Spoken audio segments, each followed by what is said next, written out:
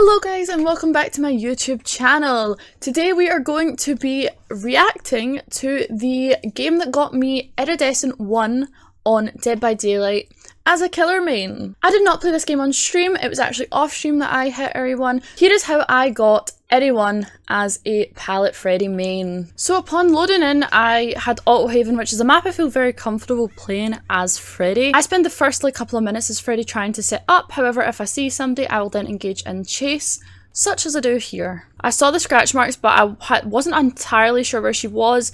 It happens to be I just catch her foot. I do however eat a pallet here, but that's not a bad thing, because I can reset and place a dream pallet there. So I can see she's going instantly for that building. I decide to cut around and try and cut her off, which again closes a lot of distance by the time she's vaulted. I run through here, she drops this pallet. I place that fake pallet just in case I can push her back towards it. However, I clock the Jill on my left, doing the generator, and I decide to push her off. And I managed to land my first hit on her. She's my obsession, which given that I run save the best for last, I like to get that hook in early. So here we go, she goes for here.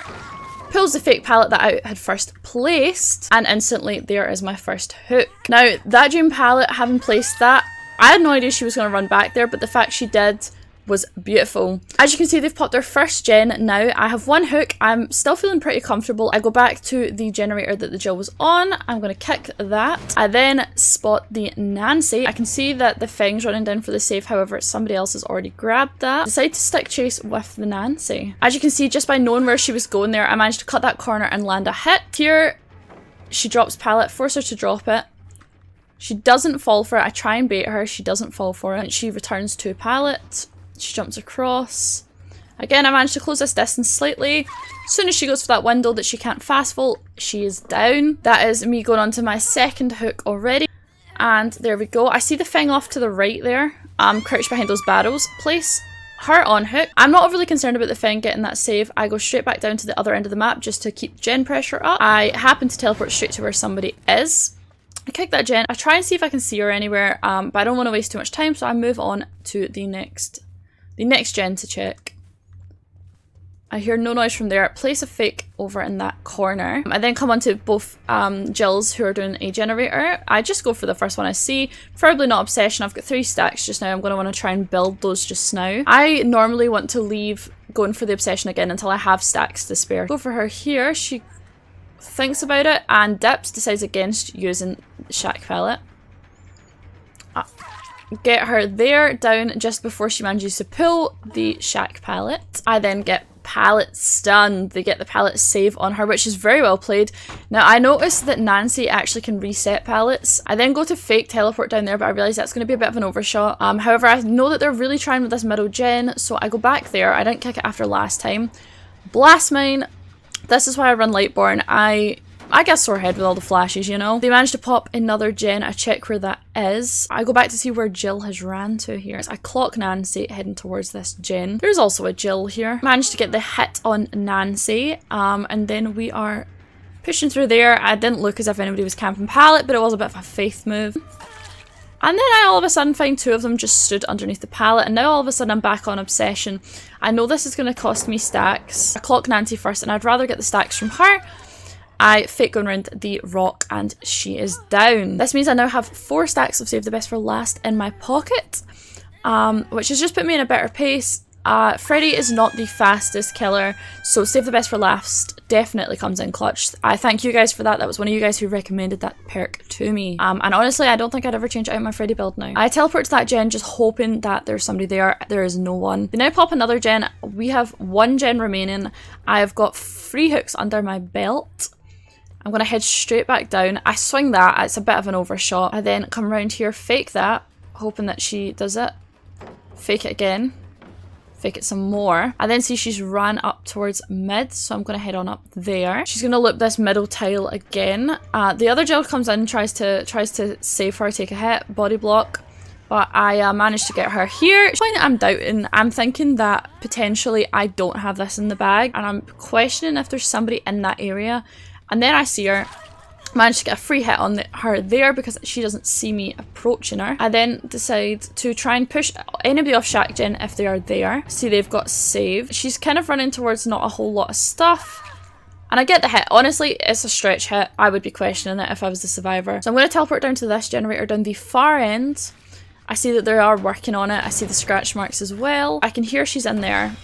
Break the door just to add pressure and push her out. I think she knows about the fact that the bus pallet's fake.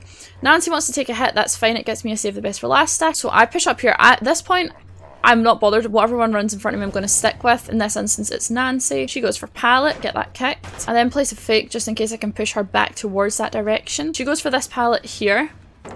I spent a bit of time kicking that out, but I see she's run straight up. Again, I'm going to put some pressure on Shack Jen if anybody's on there. Fake the teleport.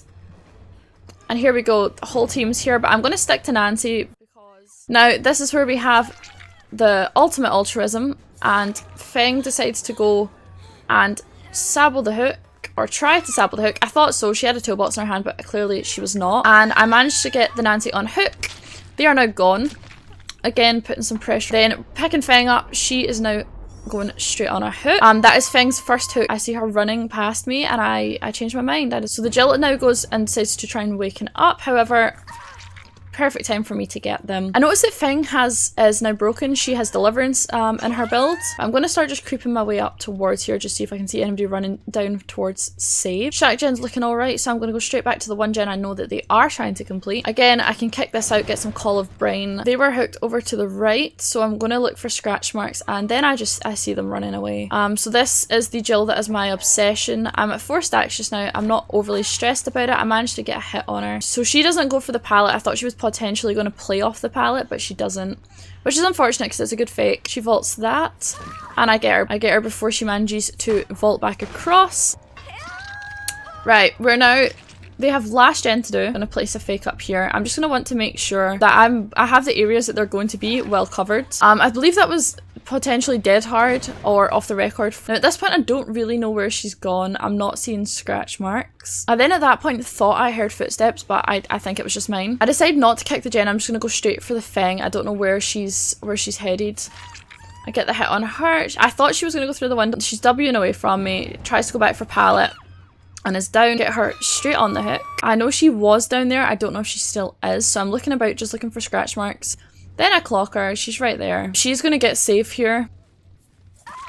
And now she's down. Now this Jill is dead on hook as well. So I can get her straight on hook. I can see her hiding down the bottom corner. I go around here. She vaults the window and she's down. Get her on hook and GG's. So that is how I managed to get everyone. Honestly, I think the game went pretty well. I got the 4K, I managed to close hatch at the end. I interacted with a lot of pallets, a lot of generators, and I made sure I got payoff from all of my perks. Thank you guys so much for watching. I hope you guys enjoyed this video. Let me know, who did you guys play to get everyone for the first time? If you guys enjoyed this video, please be sure to subscribe, drop a like, and I will see you guys next time. Thank you for watching. Bye!